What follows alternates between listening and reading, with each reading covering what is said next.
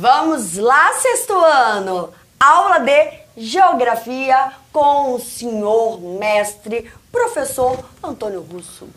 Bom dia aos alunos aí do sexto ano, aos professores, a todos que irão acompanhar mais essa aula de Geografia, dando sequência aí ao tema aí sobre a degradação do solo, né, Ju? Pode falar aí. Exatamente. A degradação do solo pela ação antrópica, parte 2. Então, quem perdeu a parte 1, vai lá no repositório, vai no YouTube, que vocês vão encontrar. A habilidade da aula de hoje, EF06G28. Relacionar o processo de degradação do solo com o desmatamento, queimadas, desertificação, uso de agrotóxicos, escassez hídrica, entre outros, e discutir ações para a preservação e conservação do solo em diferentes lugares. Unidade temática, natureza, ambientes e qualidade de vida. Objeto de conhecimento, biodiversidade e ciclo hidrológico. Vamos que vamos? Vamos aí, né? Então vamos começando com um vídeo que vai falar sobre agrotóxicos no Brasil, caminhos da reportagem, tá? Daqui a pouco a gente volta.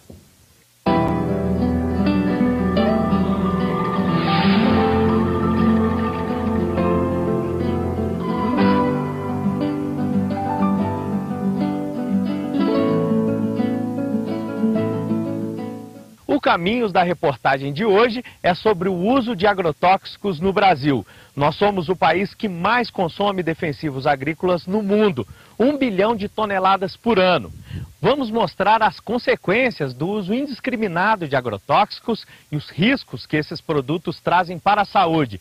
Eles aumentam a produção, mas têm provocado doenças e mortes. E o meio ambiente também sofre com os defensivos. Em algumas regiões produtoras, até a chuva é tóxica. No programa de hoje, você também vai ver as alternativas sustentáveis, como a produção de alimentos orgânicos e a fabricação nacional de um agrotóxico biológico.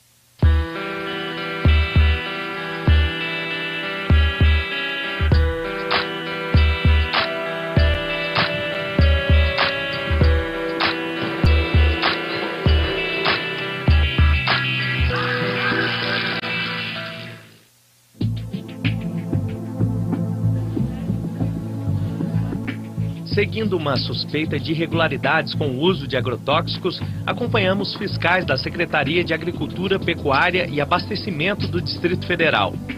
Chegamos até esta propriedade a 40 quilômetros de Brasília. A chefe da equipe, Lara, vai na frente. O dono do lugar não está. E não foi preciso procurar muito. O perigo estava bem perto. Olha só a situação que a equipe de fiscalização encontrou aqui. Esse tipo de agrotóxico é o mais perigoso que tem por causa dessa faixa vermelha, né? E é uma embalagem que está vazia, só que não dá para saber se foi lavada ou não, pode haver algum resíduo. E olha a forma que ela foi descartada. Jogada aqui, pode vazar e contaminar algum manancial que esteja aqui próximo. É o tipo de problema que a fiscalização encontra com frequência nessas propriedades. Está derramando, contaminando, logo ali embaixo tem um córrego, tem até um sapo aqui dentro. Tem que estar em um lugar ventilado, fechado desse jeito que está, ele está acumulando gases. Nós vamos fazendo um termo de fiscalização, dando um prazo para esse produtor fazer uma destinação correta desses produtos e construir um galpão adequado para a armazenagem dos produtos cheios. O objetivo primeiro é orientar. Isso, a primeira vez é uma orientação.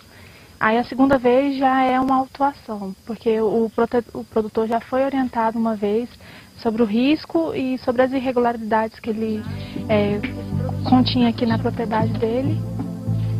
E andando um pouco mais, olha o que nós encontramos. Mais embalagens de agrotóxicos jogadas aqui de forma incorreta. E esse daqui é um produto que tem um potencial muito grande de contaminação, é o carbofuran. E essa embalagem não está vazia. Olha só também como que é feito o armazenamento aqui incorreto, né? Embalagens misturadas com outros produtos. Aqui também uma bomba de pulverização que deveria estar em outro lugar seguro. E o pior, tudo isso daqui está bem ao lado de um canteiro que parece estar preparado para o plantio de hortaliças, como em todo o resto da propriedade. E o interessante é que esse produto não tem registro para aplicação em área foliar, é somente para tratamento de semente. E como ele está aqui ao lado da bomba, há possibilidade deles terem aplicado esse produto. E se caso houver tido essa aplicação, o risco de contaminação ambiental é muito alto e o dano ambiental é muito alto. Os 3 hectares de alface podem alimentar uma média de 600 mil pessoas, a população de uma cidade do tamanho de Uberlândia, no interior de Minas Gerais. Os fiscais encontraram o dono da lavoura colhendo o alface.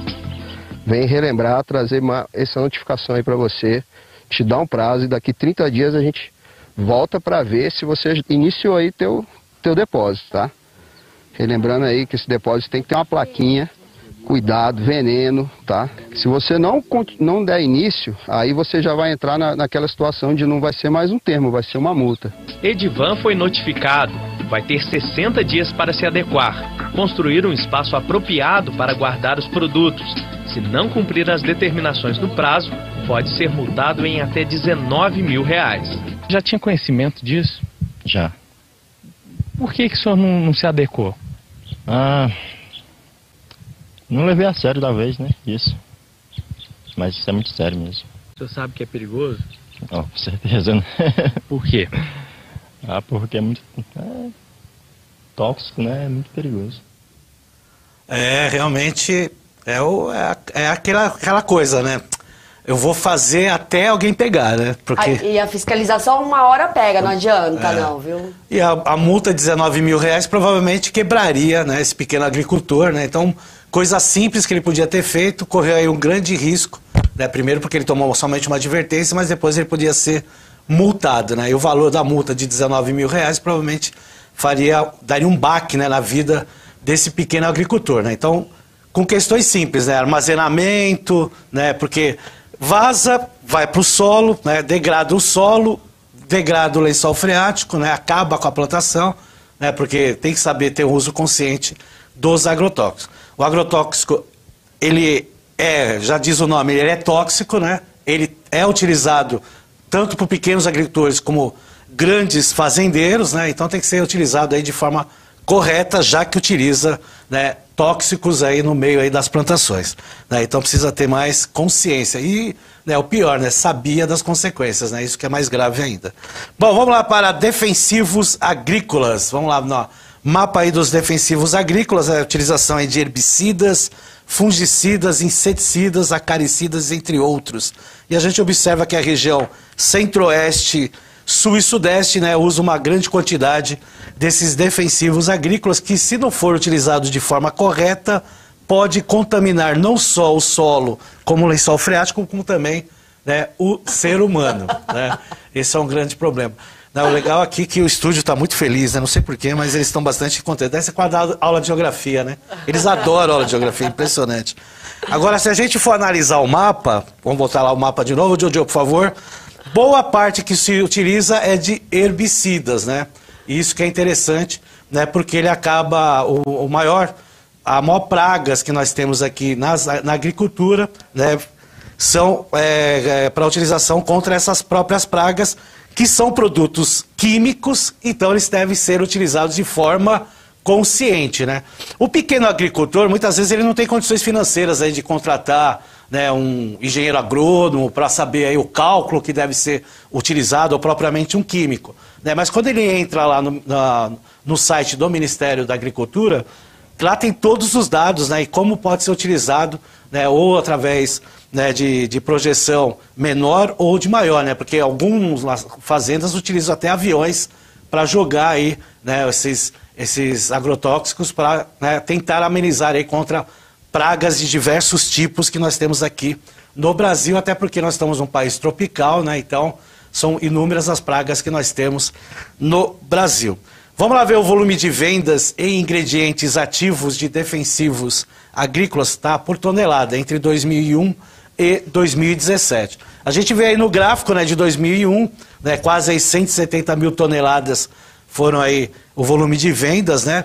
E a gente vai ver aí que praticamente triplicou o número de vendas aí em 16 anos, né, chegando aí a quase 540 mil toneladas, né, de vendas aí de ingredientes aí de defensivos agrícolas. É lógico que se a gente fizer uma comparação né, com o número de vendas, né, pela quantidade de vendas, com a quantidade de produção que aumentou no Brasil, a gente vai ter essa noção, porque, na realidade, quanto maior, né, a produção, o que aumentou muito aqui no Brasil nos últimos anos, né, batendo recorde atrás de recorde, ele também tem essa questão aí da venda de defensivos agrícolas. E é lógico, né, quanto maior o território de produção que você tem, né, maior é o uso da quantidade de defensivos agrícolas, né? Quando você usa um defensivo agrícola natural, ele logicamente não vai ter a preocupação, né, de afetar aí tanto o solo, que é a principal característica da degradação, como os lençóis freáticos e até, né, os seres humanos. Mas quando você utiliza aí sintéticos, aí químicos, aí a conversa é outra, então precisa ter, né, bastante noção de como utilizar esses defensivos agrícolas e pela quantidade que é usado para não afetar nem a saúde do ser humano, nem o solo e muito menos o lençol freático, que cada vez mais está sendo contaminado aí, principalmente pela agricultura, tá certo? Outra utilização que nós temos aí na agricultura são os fertilizantes. Então vamos lá para o mapa de fertilizantes, né? E aí nós temos aí o famoso trio NPK, né, que é conhecido aí na agricultura, né? Eles são compostos desses 3 nutrientes, né, nitrogênio, fósforo e potássio, que são os mais importantes aí. Eles são chamados aí de macronutrientes aí na agricultura, né? E geralmente eles são jogados nas folhas aí das plantações. E a gente vai observar que a região sul, sudeste e centro-oeste aí usam bastante quantidade aí de fertilizantes, né? Que ora pode ser orgânico, né, de origem animal principalmente aí, esterco de animal aí como adubagem, mas muitos deles aí é utilizado, né, no processo sintético, né? Então pode ser tanto sintético como orgânico, né, e é muito vendido aí no Brasil, né, essa relação de fertilizantes. Então a adubagem também inorgânica também é muito utilizado, né, hoje em dia no Brasil, né, porque o processo ele é muito amplo, né? Então os pequenos e grandes agricultores aí, para ter uma proteção da sua base de alimento, né, que é até do seu sustento, eles acabam utilizando essas formas aí de proteger as suas plantações. Vamos ver lá o volume de vendas de fertilizantes. Da mesma forma que a gente viu dos defensivos agrícolas, a gente vai ver aí dos fertilizantes de 2000 a 2016. Né? E não foi diferente, né? A gente tem lá em 2000, né, um pouco mais de 6,5 milhões de toneladas de fertilizantes vendidos no Brasil, né, chegando aí depois de 16 anos para 15 milhões, né, e 69.319 toneladas de fertilizantes utilizadas no Brasil, ou seja, aumentou 150% o uso de fertilizantes no Brasil. E da mesma forma lá dos defensivos agrícolas, tem uma medida para você usar, né, e logicamente tem que ter locais aí para você guardar e depois o descarte, né? Tem que lembrar que também o descarte tem locais propícios aí, não é simplesmente jogar no lixo e misturar aí com o lixo orgânico e aí contamina da mesma maneira, né? O processo aí tem que ser um processo consciente. E aí, antes da atividade, vamos ver aí um mapa das áreas de risco no Brasil, principalmente nessa questão aí, né, da degradação do solo aí, principalmente com retiradas de vegetação, porque a gente vê que boa parte, né, das áreas de risco no Brasil estão em áreas litorâneas, onde tem lá os morros, né, e as regiões aí, né, de serras, né, principalmente aí na faixa litorânea que vai do Nordeste ao sul do Brasil. Esse mapa aí é um mapa que foi feito de pesquisa aí pelo IBGE, né, em torno de 872 municípios, na qual mais de 8 milhões de habitantes estão morando, isso nos 872 municípios, tá? Mais de 8 milhões de habitantes moram em regiões de áreas de risco, né, com mais de 2,5 milhões aí, de domicílios particulares permanentes nessas regiões. E é lógico que quando chega épocas de verão, né, há os desmoronamentos, deslizamentos de terra, isso virou, né, comum no Brasil, né, principalmente a gente vê lá nas reportagens, né, e aí acaba acontecendo em épocas de verão, aí mês de dezembro, janeiro principalmente, né, épocas de chuvas abundantes, e é logicamente há o escorregamento aí do solo, porque se retira a vegetação original, e aí a água acaba levando a terra, que está solta, né, vamos dizer assim, e aí acaba ocorrendo aí os desmoronamentos. e logicamente por áreas, as faixas litorâneas terem serras, né, então acaba facilitando esse processo aí de áreas de risco no Brasil. Isso é dados de 2010, tá, pessoal?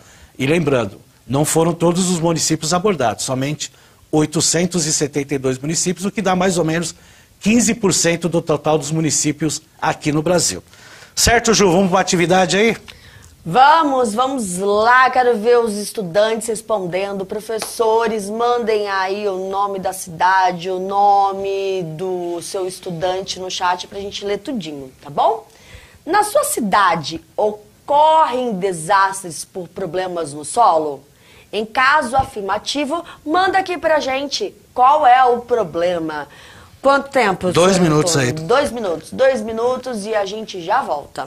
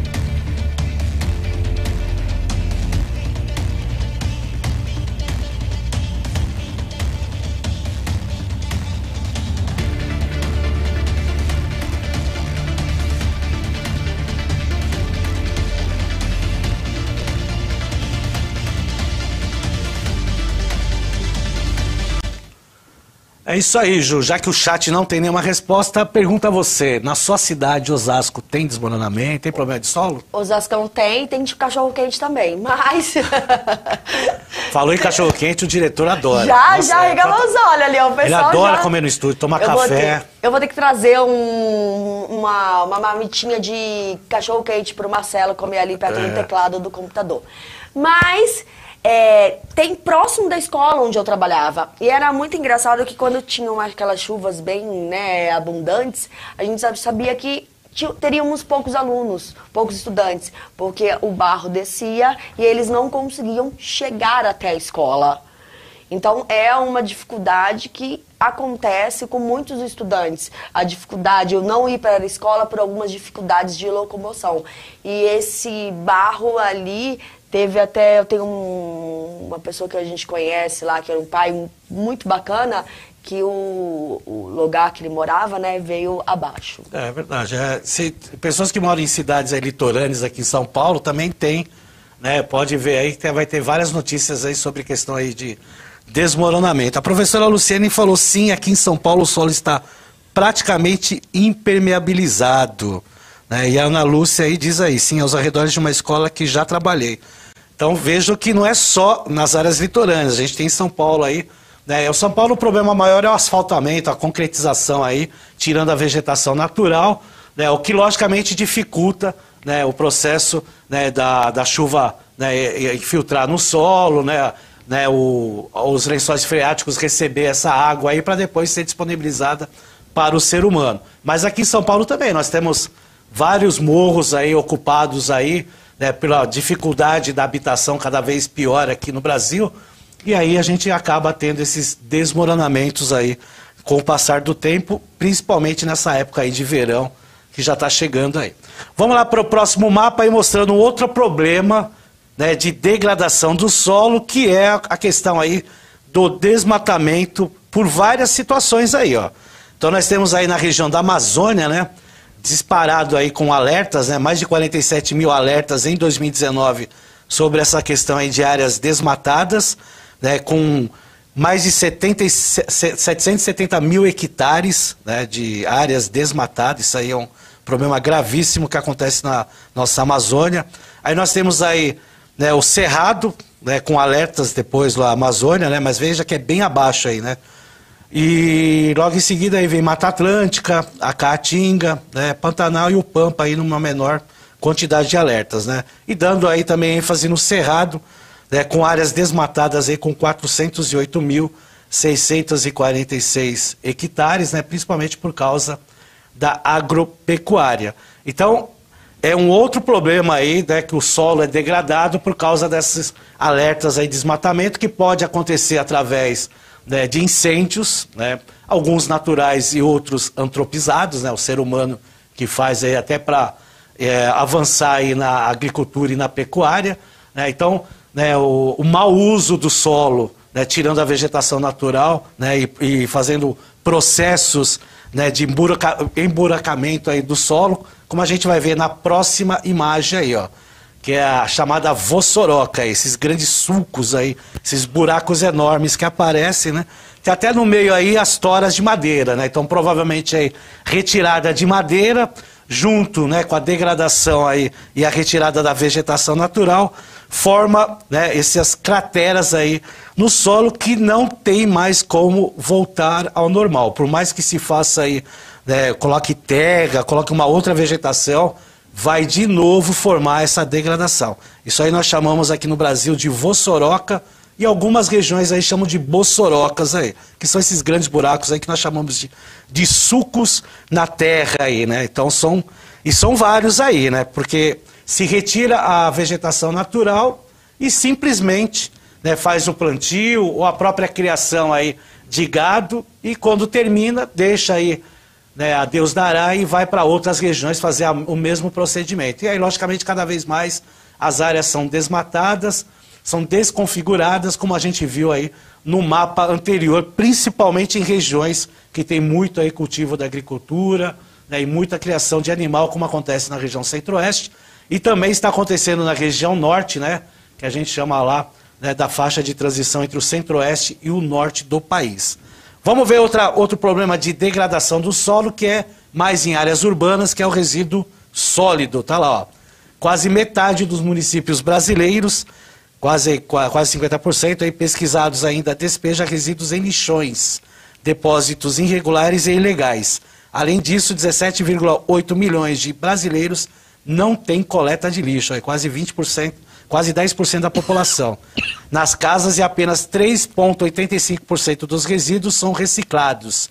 Os dados fazem parte do Índice de Sustentabilidade da Limpeza Urbana, o ISLU, elaborado pelo Sindicato Nacional das Empresas de Limpeza Urbana, em parceria com a consultoria PwC Brasil. E aí está o exemplo aí numa foto, né, de uma imagem aí mostrando o despejo aí ilegal aí de resíduos, né, que são os famosos lixões aí, né, Ju? Então, isso aí tem várias regiões, né? Não, infelizmente, às vezes a gente vai passando a cena marginal, olha-se no canto, né, tem um monte de...